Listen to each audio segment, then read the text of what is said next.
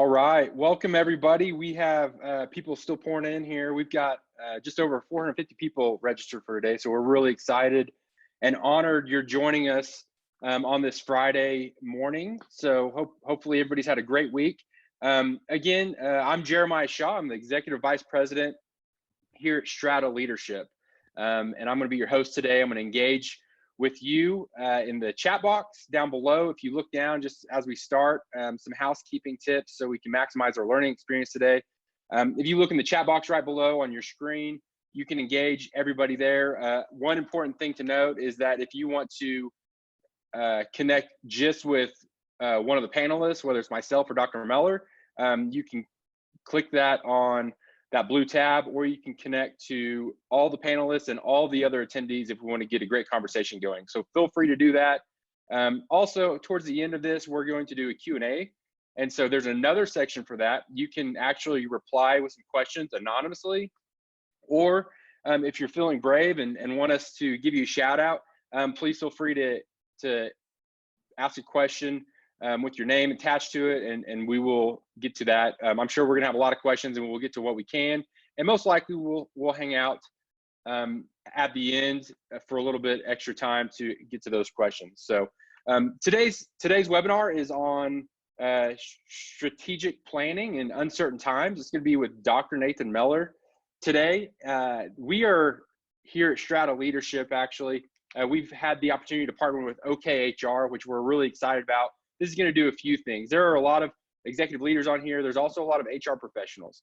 A lot of those people have a desire to continue those education credits through SHRM and HRCI. And so we're going to send those links out after this. Again, that is possible because we've partnered with OKHR, and we're so grateful for that team over there as they just live out their mission, and they've worked hard at finding ways to bring relevant, timely webinars in virtual learning during this weird season that we're all in. So give them a shout out. I know my friend Mike Shaw is over there. He was the one that reached out to me, so give him a shout out. If you don't know Strata Leadership, we're based out of Oklahoma City. We're a national company. We have clients all over. In fact, there's going to be people from all over the U.S. today on this webinar. So one thing we'd like to do is connect you all if we can. Let us know if we can connect you. So in the chat box, go ahead and let people know your name, what organization you're with, and where you're coming from. And again, at Strata, we really want people to lean into community, especially times like this, and bring value. And we feel like we're in a great position to be that middleman and really that networker. So if you see somebody on here at another organization you feel like you want to connect with, reach out, give them your contact information, and let's just build community through this. So some things you may not know about Strata Leadership: we are an organizational development firm based out of Oklahoma City. We focus on executive leadership, and specifically in the realm of training, coaching. We do a lot of executive coaching, and then experiences, what we call really their leadership development programs. So whether it's Institute for Emerging Leaders, which I'm sure some of our alumni are on here from that program today, or Senior Leadership Academy. So we're gonna jump on here in a minute with Dr. Mellor. I'd love to go ahead and introduce him. For those that you have not had the opportunity to get to know Dr. Mellor or hear him keynote or train, he is what I believe one of the top speakers and trainers in our country. He is a thought-provoking thinker. He is going to challenge you specifically on some of our beliefs today, and he's going to give us some really practical information. Dr. Mellor is the president of Strata Leadership. He started Strata about 11 years ago with his business partner, Frank Smith. So I have the privilege to work with them on a daily basis and serve the team here at Strata. Again, we hope that you engage in the chat box. I'm going to be in there hanging out. So ask me questions during this if something pops up. Again, if you have specific questions, hit them in the Q&A so we can track those and get to those at the end. Nathan, we are really excited. We've got a great group of people here today. So take it away, and I'll be behind the scenes. Let me know if anybody needs anything. Well, thank you very much, Jeremiah. I am looking forward to a great conversation today, and I'm happy to see so many people from around the country and around the world. It's good to see several of our friends from the Philippines, and other areas that are joining us. I saw Ohio Valley University just a moment ago from West Virginia, people from Denver, Norman, all over. And we're just really thankful for the chance to have this conversation with you. And I want to start by acknowledging that when you're going through a crisis, one of the most significant challenges that you are addressing is what's happening internally. And what will occur in your life, my life, whomever it may be, is that your body, your brain is trying to prioritize what should we do next. And so what you'll find when you're going through a time like this, perhaps you're feeling anxiety in a way that you had not felt it before. Perhaps you feel that sense of uncertainty that is disrupting your sleep, your ability to communicate with other people, etc. And what's happening is that your body has this stress function that is like an equilibrium, that requires equilibrium. It's like a teeter-totter that goes back and forth. And when you're going through a time like this, that teeter-totter moves into that stress mode. And I want to be really clear with this as we start. When you are in that stress mode, it's nearly impossible to learn. And so to re-engage the executive function of your brain, to bring an oasis of calm, and for us to have an hour that we are really focused on you. One of the things that we can do here is to have you re-engage the executive function of your brain by thinking about the future.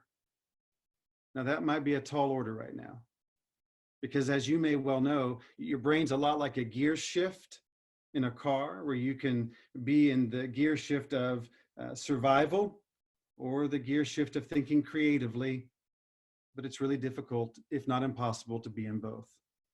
So if you find yourself in survival mode, you find that the world starts coming right in on you, and it's hard to think about the future. That's why if you've ever received a phone call that someone that you love has been injured or maybe passed away, everything comes right there in front of you, and you're just trying to survive the minute or the hour, maybe the day. But you're not thinking, what am I going to do a couple months from now? And so what we need to be able to do is to not dismiss what's happening all around you, but to allow your brain to assist you in doing what it may not want to do, which is to think ahead. Because what happens when we're in crisis is that everything shuts down in your mind that is not viewed as essential. And so you find that fight or flight response is very helpful in many situations, but in a time like this, it can feel more harmful than helpful. And you can find that your hypervigilance is absolutely wearing you out. And as a leader, you feel that power stress. You feel how much stress you have on you right now because you're having to exercise unbelievable amounts of self-control, and you find yourself just wearing thin, perhaps snapping a bit at people that you love the most. And this is all a part of it. And I want us to go from where that might be to a better place right now. And I want you to imagine for a minute that by some miracle, and this is called the miracle question because it is a technique to help you bypass the past and focus on where you're going. If by some miracle, today, in an hour, by some miracle, everything has changed and you are having the ideal day and you are being the ideal version of you. And so if we're thinking about strategy, I need you to think about what's the ideal version of you today. How would you engage this webinar? How would you respond in a learning environment? If it's the ideal version of you, how would you act in a meeting today? How would you engage people today? And then I want you to think about the ideal version of your company, your organization, your nonprofit, your school, in the situation that you are in. Not the situation we wish we were in, but the situation that we are currently in. What's the ideal version of that? What's the ideal version of a university right now, engaging their faculty and staff and students? What's the ideal version of you this morning? I was talking to a dear friend the other day, and she was talking about having to go into work wearing a mask, and it was the first time their organization had to do that. And we were imagining if you were setting the pace and setting the tone for your organization, and you got out of the car and you put that mask on, what would be the ideal version of you walking into the office with a great attitude about it? And here we go. So I'm going to share the screen with you, and I'm going to walk through with you with that ideal in mind, what it means to be able to plan in uncertain times. And the first thing I have to recognize is that when people are locked in a crisis, it is very difficult for them to be able to think ahead. So we have to remove ourselves from that and engage ourselves, the executive function of our minds, by asking, what is the ideal version so I can start imagining a new reality? Strategic planning is the result of strategic thinking. And so we're going to focus on the strategic thinking that leads to the planning in times like these. And I want to just talk that through with you and be able to look at a few things here. But the first principle is strategic thinking requires certainty. I'm going to show you why, but I want to be clear on this. You cannot get through a crisis by managing well. You have to lead well, and you can only lead well if you're certain where we're going to go. The reason that people like Winston Churchill in World War II were so unbelievably valuable was because they were very certain about where we were going to go. We will not give up. We will never give up. And if we have to fight on the beaches and fight on the landing grounds and fight, he was really clear. And he made the promise, the only thing we have to offer is blood, sweat, and tears, which is a really tough thing to sell. But he said, with certainty, we're going to go there. I'm going to show you why that certainty is important right now. So several years ago, when addressing the Cold War issues, back in 1987, the United States Army came up with a model that was called VUCA. And VUCA is the acronym for volatility, uncertainty, complexity, and ambiguity. I began working with the concept of living in a VUCA world, working with organizations specifically typically publicly traded companies who were trying to manage uncertainty in their market, volatility in their market, and they were trying to navigate that largely in the oil and gas industries. And what I saw when working with these organizations, that we were typically dealing highly with volatility and a high level of uncertainty. And I'll say, right now we are dealing with all four of these in a level that might be uncharted.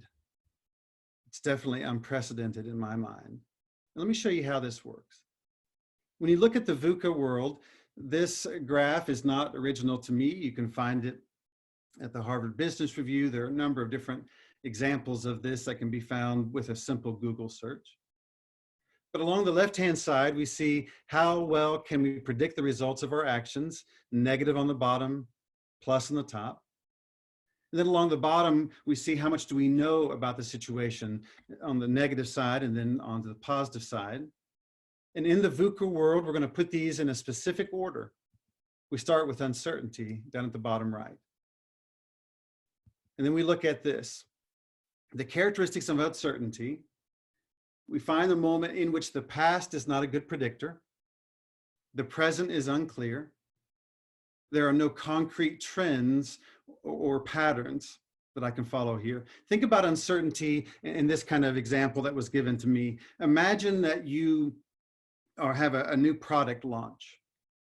And you're about to launch a new product, or you have an existing product even. And you find that a competitor has a product that might affect yours. Maybe you're in the car industry and you're putting out a new truck, and you find that your competitor is putting out a new truck as well at the same time. And it creates uncertainty. But what's going to happen? It muddies the situation. Uncertainty, what is that going to mean? And I think about, for example, universities. When COVID-19 began to be a part of our lives, universities started having to make really tough choices about what do we do. My daughter, my oldest daughter, is a freshman in college.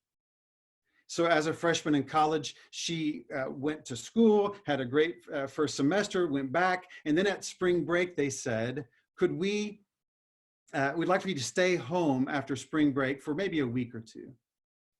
And then that began to last a little bit longer and a little bit longer. And during that time of uncertainty, you felt the stress level go up because it was not clear, where do we go now? Uncertainty. We're not sure what to do when offices open back up and schools open back up. How are we going to do this? There's uncertainty. Now, what happens when you're dealing with uncertainty, I'll get to in a moment, but I wanted to see what it is. I want you to see how this plays itself out. And so the first thing that we'll look at here in a moment is that to deal with uncertainty, leaders must lead and inspire. We have to choose a path. We're going to go this way. So when people are dealing with uncertainty, the university where my daughter attended sent out an email, and that email said, we're going to go online with all of our classes. We're not going to have graduation. We're not going to do the following things. Once there was certainty, we could begin addressing the problem. But I have to start with, in what areas are we certain or uncertain? Do you open your locations next week or 2 weeks from now or a month from now? What are we going to do? And so you see that challenge, uncertainty. The next one is complexity. The moment I declare certainty, I gain complexity. So I go from uncertainty and I'm saying, we're going to go this way. Let's use the university as an example. The university says we are going to have online classes for the rest of the semester. We're going to take on-ground experiences and make that an online experience. The minute I create certainty, I create complexity. So all of a sudden, I have to deal with the complexity. Well, what do we do? Do we have faculty who can teach online? Do the students have access to the internet? Do we have X, Y, Z, and here we go?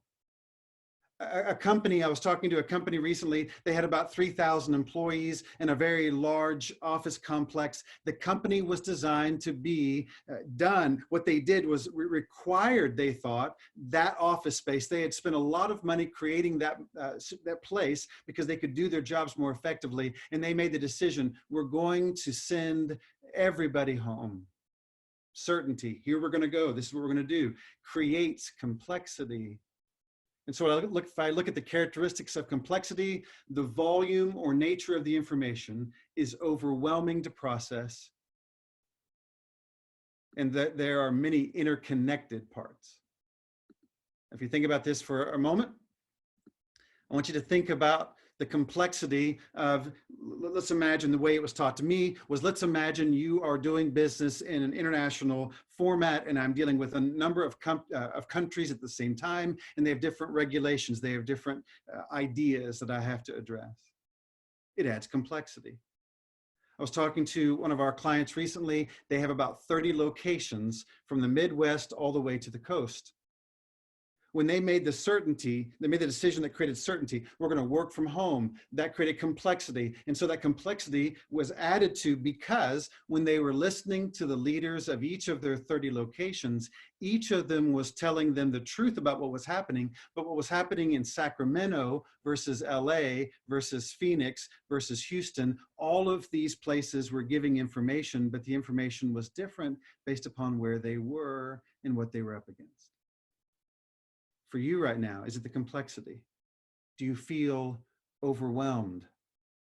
Do I have all these interconnected parts? So if I move this, this happens. If I have to reduce the size of my company, what complexity does that create? If I have to grow the size of the company, what complexities does that create?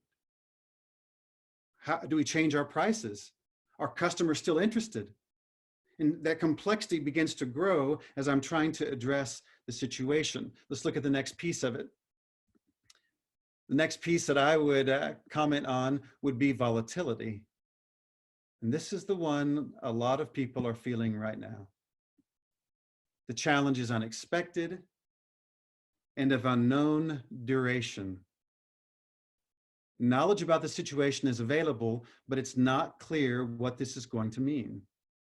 In the past, this would mean you are counting on a supplier, and let's say that supplier has been impacted by a natural disaster, and now the price of those things that you need has gone up. What do you do with that volatility? That volatility would be in the oil and gas industry. What is the price of the oil? Maybe it's in agriculture. What's the price of the wheat, the corn? Volatility.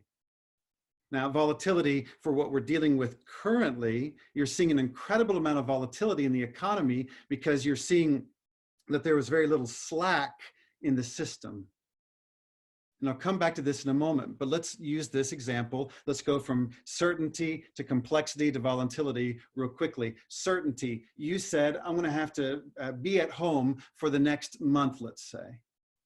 With certainty, that's what's going to happen. Creates complexity.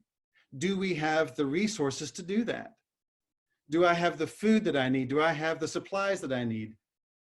And so we see that the certainty creates complexity, and the complexity is then stressed by the volatility. Do I have enough food in the house to be able to get through this if the grocery stores were closed, let's say? Now, what happens?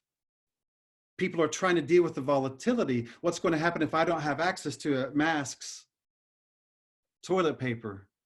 What if I don't have access to food? Volatility. If I'm Amazon and I'm trying to hire 100,000 or more people instantly, I'm creating volatility because I have to deal with this level of unexpected change. If I'm having to reduce the staff, I'm dealing with volatility. If I'm a company dealing with cash flow, for most organizations right now, the volatility is in cash flow. Can I survive this? So you're seeing a lot of people say, look, if we closed our companies for a month, we might be able to survive that. But if I lose 20, 30, 40% of our business over the next 6 months or a year, that much loss over that length of time, we can't survive it in this situation. Look at the last one. Ambiguity. With ambiguity, there is no roadmap. And this is the big one. Causal relationships are unclear. These are the unknown unknowns, which became popular as a phrase following the war in Iraq when Secretary Rumsfeld would use this phrase often. Ambiguity. Remember a few years ago, I was driving up the side of a mountain in Yosemite National Park as the fog was rolling in. And we were moving pretty quickly up that mountain until the fog rolled in. And as the my vision became poor because of the ambiguity, the fogginess, what do you do when you feel the sense of ambiguity? You slow down. You might grip the wheel a little bit tighter. For me, I turned the radio off. I got the fog lights on, whatever it may be. I'm trying to get a better sense of what's in front of me. There is no roadmap. When people come back to to our office, do we have them seated in the same way that we had before? How do we handle this? There is no roadmap. Will our customers still want to be a part of this with us? And let me give you some examples of how to deal with this. And I'm looking forward to this because I'm hoping that what we can provide you right now is something that will be useful to you today. So look at the thought here. Let's go back to the model. And if I'm dealing with the first thing, and I want to be really clear here, you can't do anything until you decide where you're going to go. And I would even say this. I'm okay even with people choosing the wrong path, but unless you are moving, you can't really do a whole lot. So you make the decision, we're going to do this. You can always change direction, but you have to be decisive. And this is a time in which your brain is not going to want to be decisive.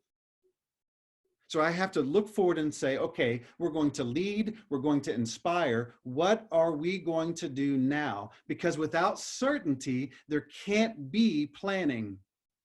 I can only plan based upon what you would like to do. So if I'm looking at your organization and you said, okay, with certainty, our game plan is we are going to provide safety for our people. We are going to we're going to keep our hospital open, but we're going to do that with a level of safety that we'd feel good about. We're going to do what? You have to be able to determine what is it in this environment that you want to accomplish.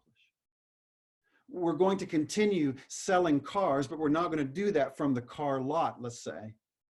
We're going to continue serving people food from our restaurant, but we're not going to do it in the restaurant itself. Or what would happen perhaps in a week or a month or whatever when we're offering both options. Now, if I said, I'm a restaurant owner, I'm a restaurateur, and I'm going to offer two things. You can come into the restaurant, but you can also get your food carry out, or we'll bring it to your house. Let's say 3 options.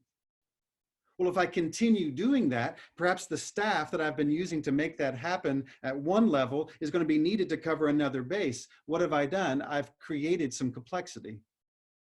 So let's go back to the uncertainty. Number 1, lead and inspire. We're going this way. We are going to get through this. We're going to make hard calls. We're going to ask for shared sacrifice. But what I'm doing, I'm investing in information to understand the situation better. I'm going to invest in the information and the analysis of the information. What is to come? This is why we find ourselves seeking that information. This is why you have to be in contact with the people that you're trying to serve in your organization. I've got to anticipate what's to come. And I have to open the lines of communication. I have to share that information. This is where we are. This is what we're up against. But let me say it one more time. You cannot manage your way out of this. You have to lead. This is what we are going to do.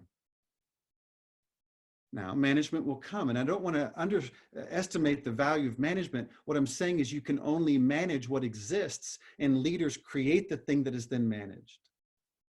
So where do you want to go? So let's go back to the ideal self. Who do you want to be? What is your company? What is your nonprofit? What is your school going to look like through this?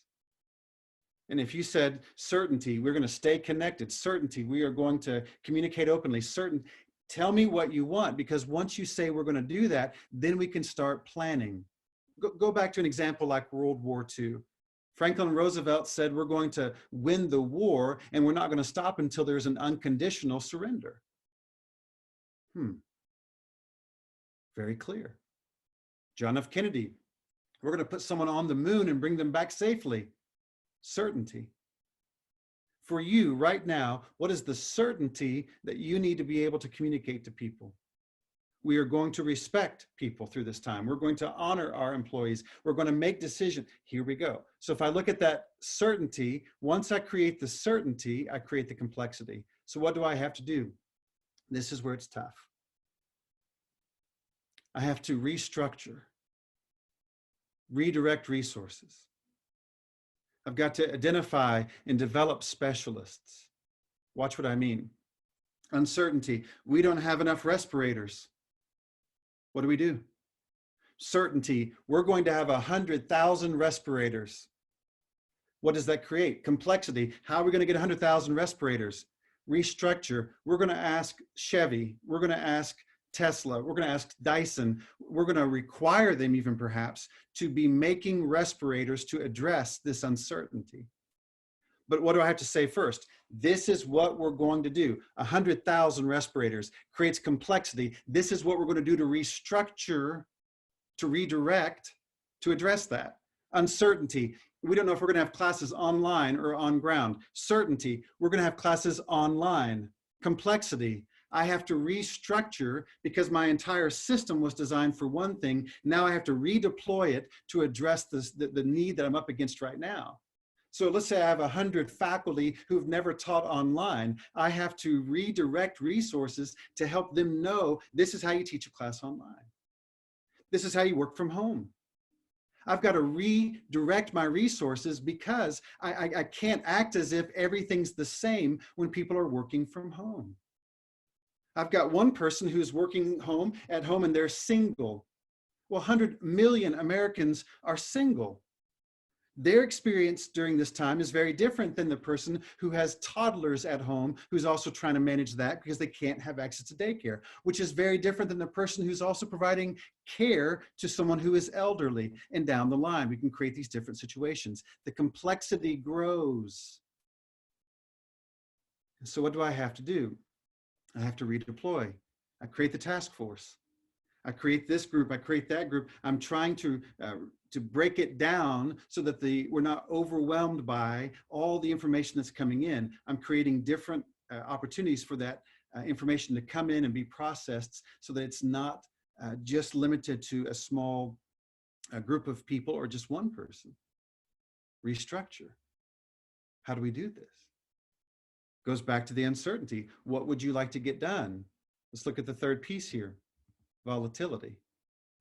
Now, when I'm dealing with volatility, what I'm wanting to do is to create slack in the system. And look at the top right-hand corner, and I want to be clear on this. Every decision made in the top right-hand corner is going to be more expensive than it would normally be. There's no way around it. If I'm looking at addressing volatility, I am willing to reduce volatility by making an investment. I was talking to a manufacturing company recently, and they were looking at their normal absenteeism rate. And then they were trying to anticipate what the absenteeism rate would be if they're not letting people come to work who have had exposure to COVID-19, or they might have it themselves, or whatever else it may be. The normal absenteeism rate was 11%. Well, in this new situation, and they're trying to plan for how many people do we keep on the team? How many people do we hire on the team? They've got an issue of volatility because if they don't create that slack, the entire system becomes stressed. But watch what happens. Volatility. I send somebody home and they're worried about having enough food to eat. If they have 3 days worth of food, let's say that volatility goes down a bit. I feel a little bit better. But what if they have a week? What if they have 2 weeks? And if they have 2 weeks of food, maybe they're not as concerned about the food issue. What's next? For your organization right now, where is the area of greatest concern? Because you'll be describing to me the area of greatest volatility. And I want to be really clear here. If the greatest area of volatility for your organization, for example, is cash flow, then I have to do everything I can to create as much slack in the system to protect the organization to be able to get through this. What you're trying to do is to buy time. And you say, I don't know how to do that because I'm going to have to make some really tough choices. Let me be clear here. We are out of the options that are easy. And I'm trying to get across, often the most compassionate decision is one that requires a great deal of pain because you are trying to save something and you recognize that you can't do that without a cost. It's a high cost to deal with volatility. 26 million Americans already are dealing with unemployment at least. This is a tough time. And it causes us to go back to, why do we do this? Why does it matter? And I would remind you that in these moments, in every group, people look to the leader with the highest status for them to determine how to respond. And your calmness allows them to be calm. Your fear provokes fear in them. I want to be really thoughtful here. Addressing volatility is not always in the sense of you're letting people go. Sometimes volatility is that you're having to grow much faster than you anticipated, and you've got that challenge. But in either situation, volatility is very risky and it is expensive to address. But if I don't have enough people, then I've got to overbuy talent right now. If I recognize that I'm on a path that does not allow me to move forward, the volatility is created by the certainty. So if you said, I've got to have this company get through the end of 2020, how would we design a plan for that is different than a plan to get us through September 1st. And we'll get to that in just a second. And the last one is this. If I'm looking at ambiguity, I have to start experimenting. I have to experiment to help identify the causal relationships. Why is this really happening?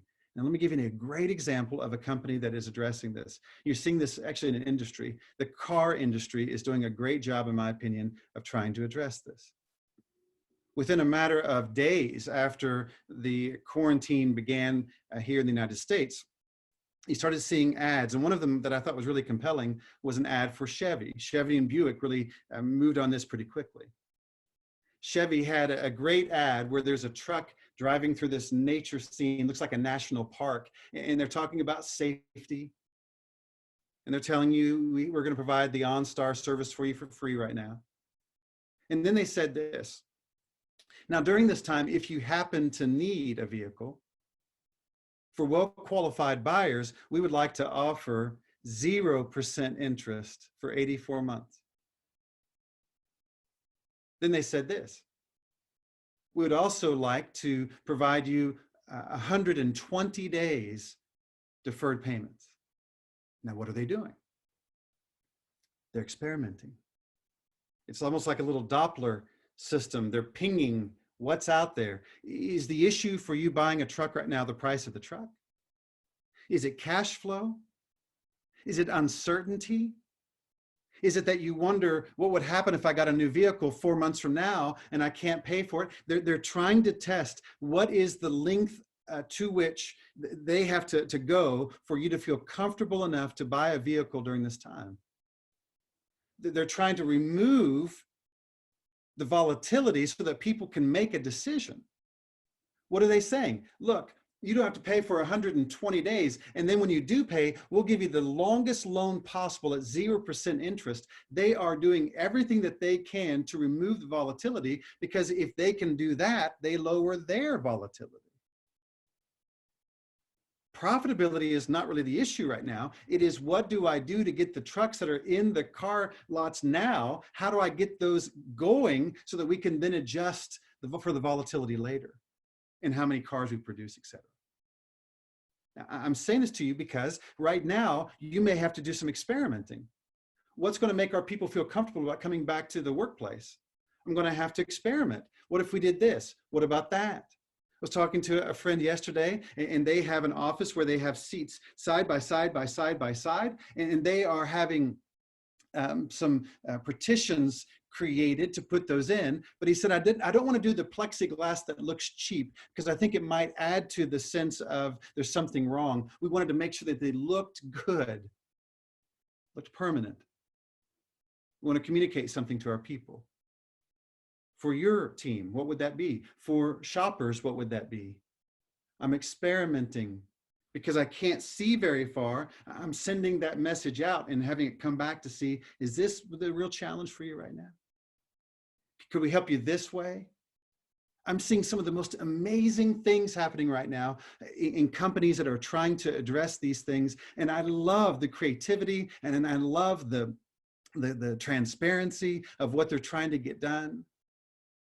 And they're saying, would this help? What about this? What if we brought you the food? What if we opened up early if you're someone of this age? How would we handle this? I'm testing.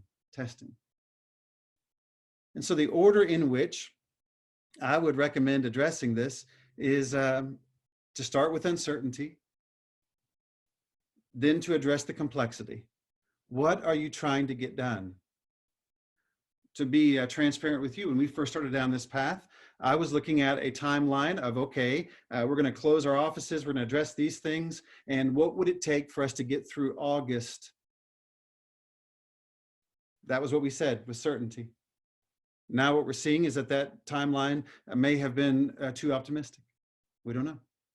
So what do we have to do? We have to go back and say, what are we really dealing with? And I'll show you that in just a second. So I create certainty. I deal with the complexity. What does that mean for us? Then I deal with the volatility.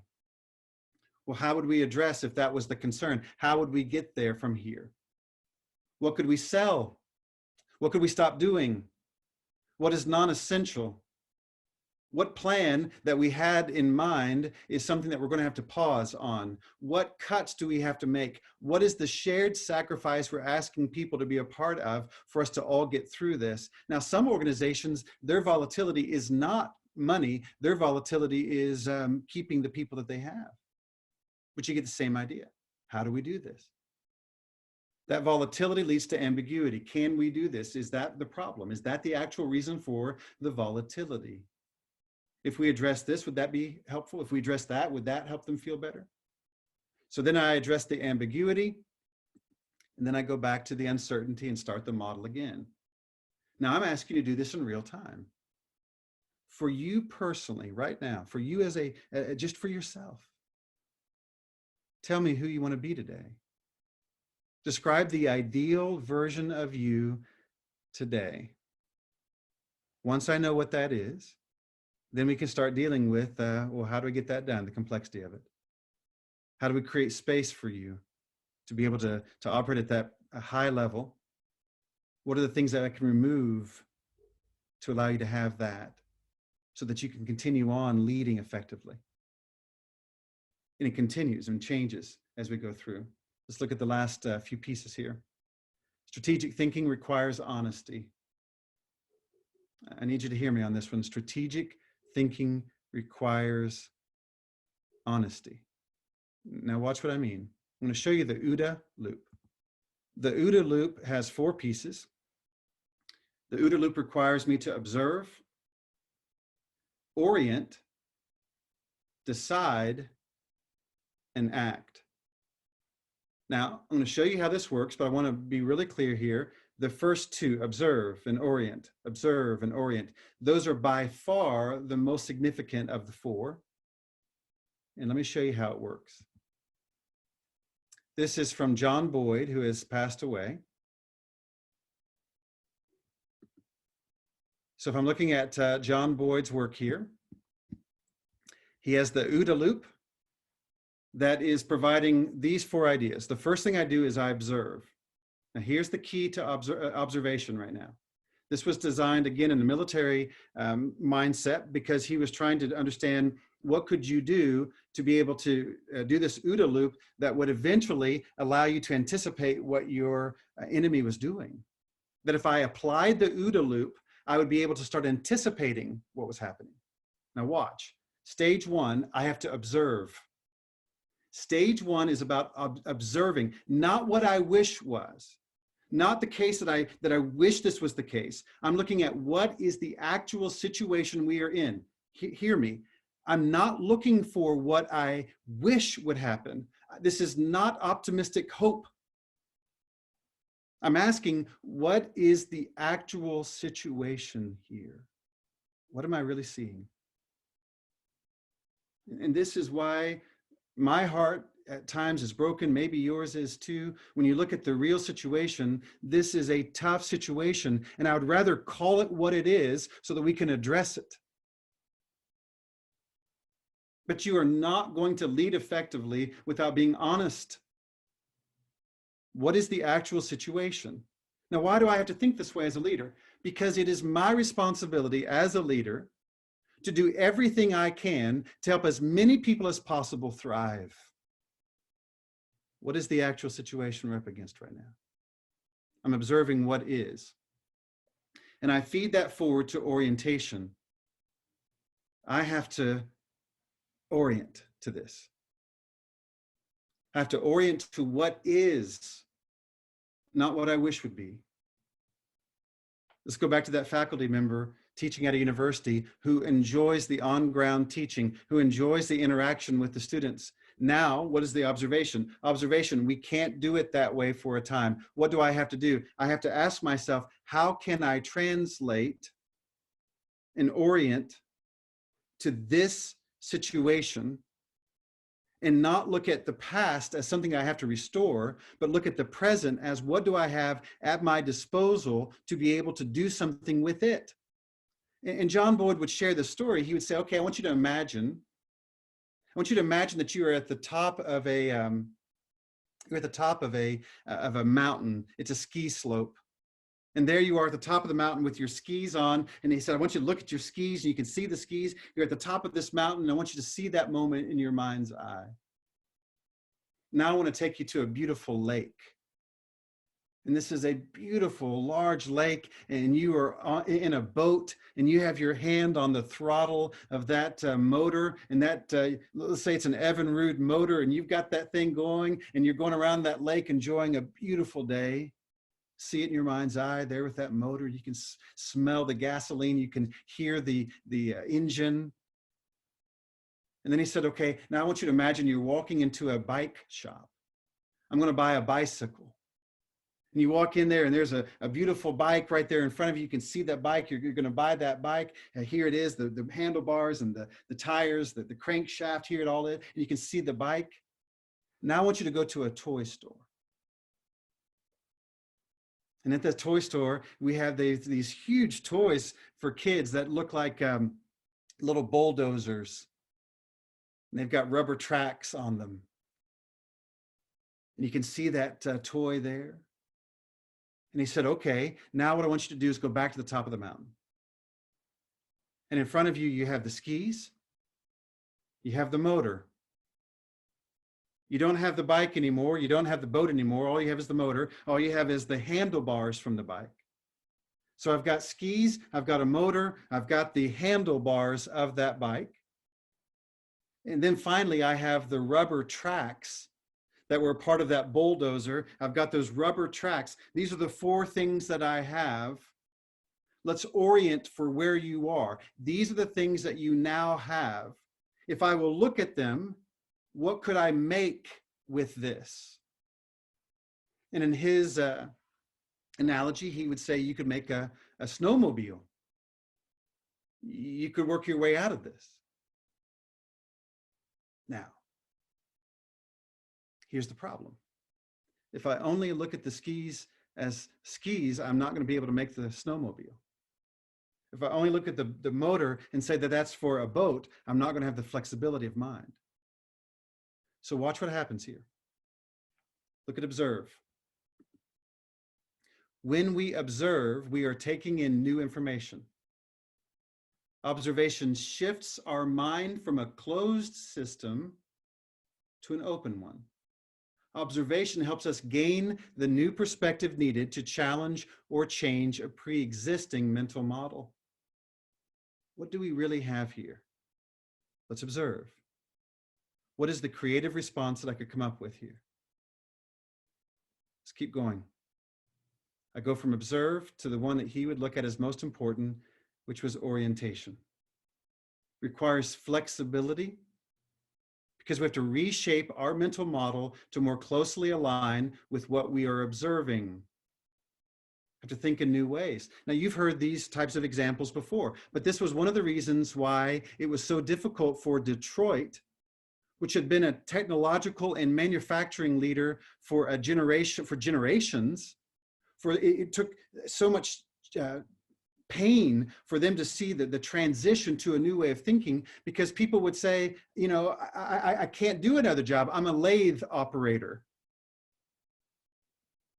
I can't do that. And instead of thinking of yourself of I'm only this, I'm asking you to have a growth mindset, an open mind, because in this situation, I may not have the luxury of acting like what I have been is what I'm going to always be. What we've always done is what we're always going to do. I'm open to it. I'm observing and I'm orienting.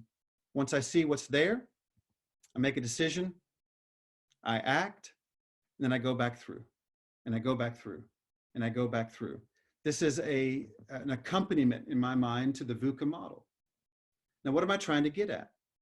That you're not just trying to preserve what you had been, you're trying to imagine what you're going to be. It's the difference between I'm going to lose weight because the doctor told me that I'm going to have health issues versus I'm going to lose weight because I want to be a healthy person. You are much more likely to succeed by having clarity on who you want to be and making tough calls based upon that. If I'm having to make really tough decisions about my organization right now, and I'm doing that from a position of fear, I'm trying to pivot to just protect myself, that is different than imagining what I'm trying to build to, because I'll make the same tough choices, but I'm gaining momentum at the same time. People say to me, we've got to make some cuts. And I'm asking you to identify, tell me what you're trying to be so that the cuts that you make are in alignment with what you're trying to build. I've got to imagine that. What is the ideal version of your company moving forward? I know I'm asking for something difficult, but I've got to have that thought. What does it look like moving forward? Are we a smaller version of what we are now? Do we have to add new options? And I'm focusing in on the idea. Continuing on, in the last part, I'd recommend this book to you on strategy.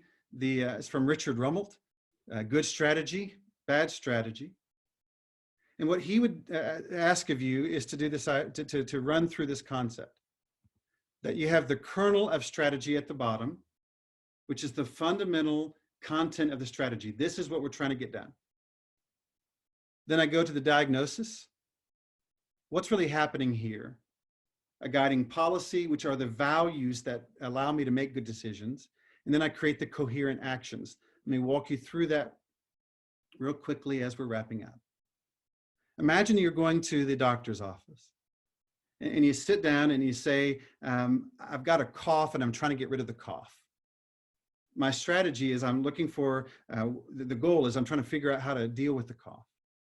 The diagnostics, the doctor's then asking, well, when did the cough start? What's going on? Might run some tests. Guiding policy, do no harm. I'm not going to provide a solution that makes you worse than you had been. The set of coherent actions, we want you to get some rest, we want you to take these medicines, and we want you to call back here in a week or two if you're not feeling better. Now watch how this plays out. Let's use the car industry. And this is from Richard Rummelt. Diagnosis. Good strategy would be people are not buying cars due to financial uncertainty. Bad strategy would be sales are bad. Why is it bad strategy? Because it's descriptive, not a diagnosis. In your situation right now, diagnose. What are you really up against? Students clearly want to go to school. Students clearly want to be able to go back to college. People are wanting to buy cars. Why are they not able to do that? Help me diagnose. This would be back to the certainty piece. I have to invest in the information. The guiding policy. What are we going to do with this? We will help our customers address their financial uncertainty. That's good strategy.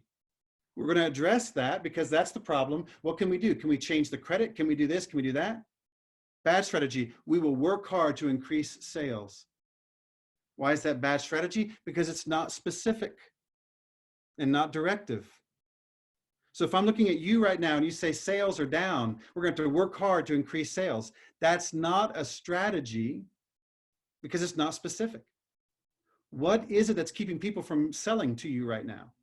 If you have a friend in banking, it doesn't matter what you're offering to them. They are completely overwhelmed with the workload that they have.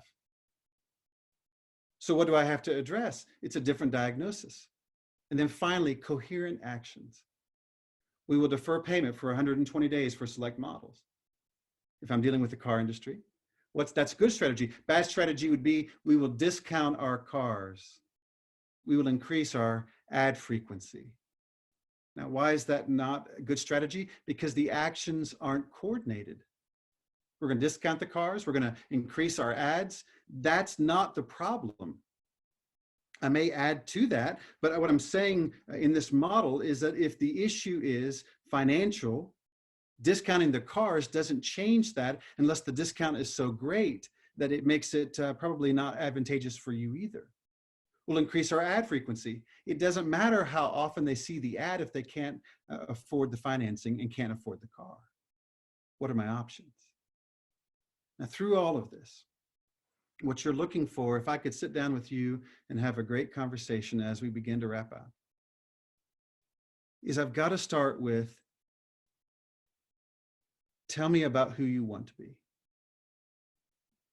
And then tell me about your company. And then when we get down to it, let's look at your clients. What is it that is the challenge for them? What's the challenge for you? And in the courage piece, the honesty piece, all of that, at the heart of this is recognizing for you as a leader that you lose the luxury of thinking about people as individuals. I have to think about what's best for the team. It is not a lack of compassion for the individual. It is the recognition that somebody has to be in that role that's deciding, how do we get through this? And I'm so sorry. But that leads back to the thing, the thing I've been asking all along. Who do you want to be? And right now, what kind of leaders do we need? People who love deeply, who care. I've been part of helping people make decisions that have been really challenging financially and impacted their people, and I get all of that. But as a leader, you have to be able to look people in the eye and know that you made that decision because of compassion. It is a compassionate thing to make hard calls that protect as many of your people as you can. And I'm sorry that we have to make the hard calls. I really am. But I would say to you as a leader, start with certainty. This is who we're going to be. Because our actions are always connected to our beliefs. And so if I look at where you are right now, I am seeing a lot of what people believe in their actions. And I would ask you to look at, what do you believe that leads to your actions now? These are challenging times. But looking to the future, allowing yourself to imagine, tell me about the company that you're trying to build now. I really appreciate the questions that are coming in. And as we wrap up, I will be happy to respond to some of those that I can. For those that I cannot respond to, I'll be happy to try to connect with you in other methods. Looking at how should we approach an internal management struggle of ignoring the need for a strategic approach moving forward. In other words, overcoming belief that you simply ignore and operate as normal. In a situation like that one, it's a really tough thing when you have people dealing with one part of the VUCA model and not the other. Let me give you an example. When I'm dealing with the VUCA model, one of the reasons why I ask executives to think about that is because the volatility they may be feeling may not be as the same as the volatility the people in the company are feeling. If I'm at a point in my life where I have some economic slack, I might feel more bold right now because the volatility doesn't impact me the same way. What I'm dealing with might not be the volatility, I'm dealing with the ambiguity. That's why, to me, you might want to share the VUCA model to see that there are 4 different categories that we have to address at one time. This is why I could be talking to a group of 12 people and talking to them about uncertainty, but if I'm not addressing the other things, I'm missing it. I have to look at all 4. The other example, the other idea here would be being able to just anticipate the need. I can act as if nothing is happening, but the truth is that's not what I'm observing. And so what I want to do is I want to create a soft landing place. When the leaders recognize the situation they're in is not going to go away, I want to be prepared in the moment to be able to provide them a path forward, or at least a framework through which to think. And the challenge there is to forgive them because they didn't move sooner. I'm providing that soft landing place. The blame game is not the point here. It's how do I help people solve the problem? And I want to be prepared and ready for that, because if what's happening is what we believe is happening, that position will not be one they can hold, because the world's changing around them really quickly. These slides, I'll conclude our time here. On these slides, you'll see Jeremiah's email, and I would be happy for you if you'd like to connect with him. Some of you are asking for the slides. Be happy to share those with you. If you'll just request those from Jeremiah, we'll be happy to provide those to you without cost. Bottom line is this: all of us are doing the best that we can to make life the best that it can be. And I'm so thankful for you. And I'm sorry that it's the way that it is. I don't know about you, but for me, 2 days in a row, I'm feeling pretty good. Then the third day, I think there's no way, and then I'll recover. And all of us are kind of in that boat, I would imagine, at some level. This is the time for you to focus on the ideal version of you. As we depart from this meeting, imagine who that is. Imagine how you walk into a meeting knowing that you're setting the tone. Imagine what it means to interact with people when you're setting the pace. You are making a difference, and we will get through this. We will get through this, and I'm not giving you a line. We will be stronger because of it. Because suffering produces perseverance. Perseverance produces character. And when there's character, it produces hope. Hope is found by not giving up in the midst of suffering. You're going to find a way, and I look forward to what is to come. If we can serve you through Strata leadership, that's what we love to do. And we appreciate your time with us today. Have a great day. Set the pace. Set the pace for your team today. Have a great day, and thank you for being a part of this program. Thank you all very much for joining us today. We didn't get to a lot of these questions, but we do have your emails. So we're going to go through that and connect with you individually. If there's something we didn't address that you would like to reach out, again, here's my information, and we would be happy to support you in this way. Shoot us an email, make a request for some things. We're going to be sending out the link for our YouTube channel. We're going to post this recording as well for those that have requested the slide deck. We'll get those to you as well. In 2 weeks, we're going to be hosting another free webinar. We are dedicated to you and supporting our community through this event. We don't know how long this is going to last, and we are committed through 2020 to provide relevant information in this as we all lock arms as a community. Again, please feel free to reach out to each other on here, reach out to us. We're in this together. See you around. Feel free to reach out. Have a great day. And Jeremiah, one thing I would mention, we'll be emailing you to give you the access to the SHRM credit for the continuing education as well. Okay, great. Yes, yeah, that'll be coming from our communication director, Christina Hicks. We'll get that out most likely Monday. Thank you all very much. Have a great day. Phenomenal. Thank you, Dr. Mellor.